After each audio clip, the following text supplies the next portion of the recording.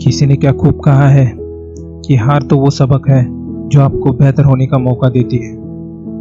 अगर तुम्हें एक दिन कुछ बड़ा करना है तो उसके पीछे भी सालों की मेहनत लगती है। मेरी बात ध्यान से और पूरी सुनना, जिससे कि लास्ट में तुम्हारे अंदर एक उमंग आ जाए और तुम जोश से भर जाओ।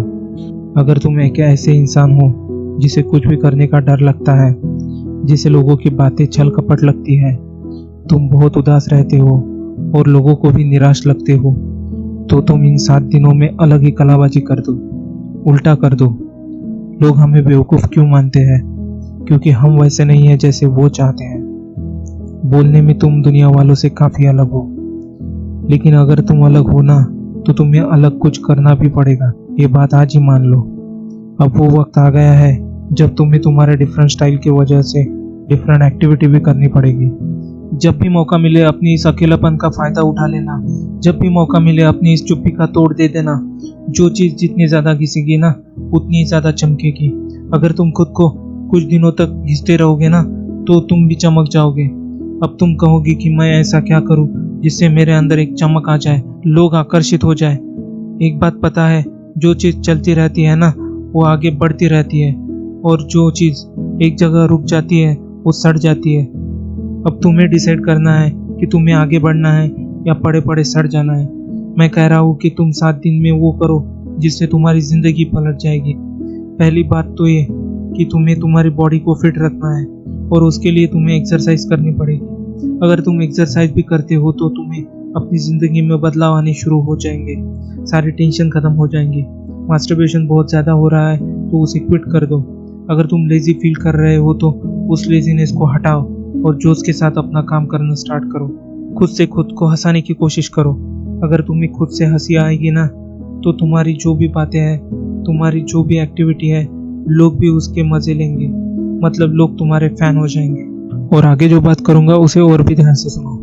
हमारी जो हैबिट है ना, वही हमारा बिहेवियर होता है। हमारी हैबिट ही हमारा फ्यूचर डिसाइड करता है। अगर हम अपने हैबिट को चेंज करते हैं ना, तो प्रॉब्लम बहुत ज़्यादा हो जाती है। हमारे हाथ में कुछ नहीं है, लेकिन एक चीज़ है, वो है आदतें। किस्मत नहीं बदल रही तो आदतें बदल डालो, क्योंकि अगर कुछ नहीं बदल सकते तो आदत बदल सकते हैं। अगर आदत बदल जाएगी तो तुम भी बदल जाओगे, और अगर तुम बदल गए तो तुम्हारा काम भी बदलेगा। तुम्हारे पास वो चीज़ आएगी जो आज तुम्हारी सोच में है। ज़्यादा नहीं, कुछ दिन तो करके देखो। काम नहीं करने का मन कर रहा है तो करो। सुबह जल्दी उठो। अगर तुमने खुद को अपोजिट डायरेक्शन में डाल दिया ना, तो तुम्हें अपनी ज़िंदगी स्वर्ग जैसी लगेगी। एक अलग ही फीलिंग आएगी। जब हमारे पास नया एनवायरनमेंट आ जाता है तो मज़ा ही आ जाता है। अगर तुम ज़्यादा सोशल नहीं होते तो बहुत अच्छी बात है। अकेले में तुम वो चीज़ सोच सकते हो जो तुमसे ही जुड़ी होगी।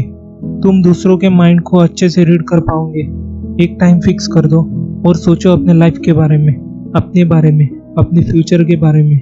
अगर तुमने ये कर दिया ना, तो तुम वो भविष्य करता हो जो खुद को तो जान ही जाएगा, लेकिन दूसरों को भी अच्छे से जान जाएगा कि इनके लाइफ में आगे क्या होने वाला है, बर्बाद होगे या आबाद।